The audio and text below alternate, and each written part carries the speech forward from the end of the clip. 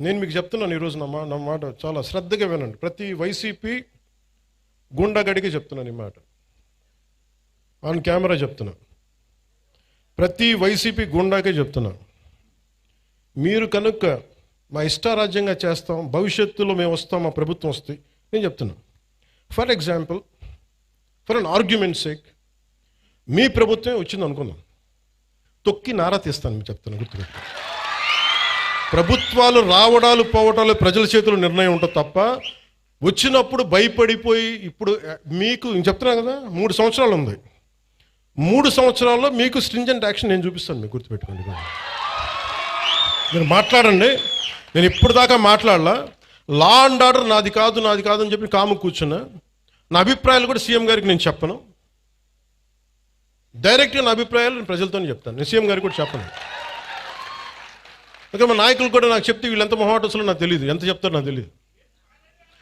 నా డైలాగ్ ఒకటే అమ్మా, నా డైలాగ్ ఒకటే, నా కమ్యూనికేషన్ ఒకటే, నాకు నా ప్రజలకి తప్ప నేను ఎవరితో మాట్లాడు, దీనికి సంబంధించి మీతోనే మాట్లాడు. అందుకని మీరు పోలీస్ అధికారులు కూడా చెప్తున్నారు, భవిష్యత్తులో ఒకవేళ వైసీపీ వస్తే అందుకని మనం జాగ్రత్తగా ఉండాలి. ఒకవేళ చెప్తున్నాను, రాదని చెప్తున్నా, ఒకవేళ నేను నాకున్న ఇది కనెక్షన్ చెప్తున్నాను, నా కమిట్మెంట్ చెప్తున్నాను. మీరు వెనకేసుకొచ్చారు గూండాల్ని అంటే ఐ విల్ మేక్ షూర్ నేను గుర్తుపెట్టుకుంటాను, మిమ్మల్ని గుర్తుపెట్టుకుని. నేను వ్యక్తిగతంగా గుర్తుపెట్టుకోను. నేను ఎస్పీ గారిని, ప్రీవియస్ కలెక్టర్ గారిని కూడా అడగండి, not even once I have call them, అలాంటి చెయ్యండి చెయ్యొద్దు ఏం చెప్పలా, do the duty what is needful there, అంతకుమించి ఒక్క మాట చెప్పలా. అందుకని చెప్తున్నాను, భవిష్యత్తు రాష్ట్రంలో ఉన్న పోలీసు ఉన్నతాధికారులు ఎవరు, గతంలో మేము వైసీపీకి పనిచేసాం కాబట్టి మా లాయల్టీస్ అక్కడ ఉంటాయి అని మీరు ఎవరన్నా ఫీల్ అయితే మిమ్మల్ని నేను ప్రత్యేకించి దృష్టి పెడతాను మీ మీద. అది మీరు ఏ స్థాయి అధికారులు, ఎందుకంటే నాకు వ్యవస్థల్ని నిర్వీర్యం చేసే ఈ రోజున దౌర్భాగ్యపు స్థితి పట్టుకొచ్చారు అందరూ కలిపి.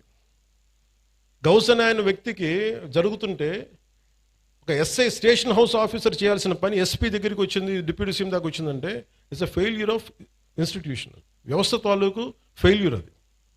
అలాంటి జరగకుండా ఉండాలి అంటే మటుకు నేను ఖచ్చితంగా ఉండదలుచుకున్నాను. నాకు మా పార్టీలో నాయకులు ఎలా ఉంటారో కూడా నాకు తెలియదు, నేనైతే ఎలా ఉంటాను, మా వాళ్ళు ఎంత ధైర్యం తెచ్చుకొని నిలబడతారో నాకు తెలియదు, అది వాళ్ళ చేతిలో ఉంది, నా చేతిలో లేదు. నేను మటుకు మీరు నా జన సైనికులు కానీ, నా వీర మహిళలు కానీ, నాకున్న నిలబడ్డ జనసేన నాయకులు కానీ, నాకు మీరు ధైర్యంగా నిలబడ్డారు, నేను మీకోసం ధైర్యంగా నిలబడతాను, రాష్ట్రం కోసం, ప్రజల కోసం, సగటు మనిషి కోసం. జై హింద్. సార్ జనగణమన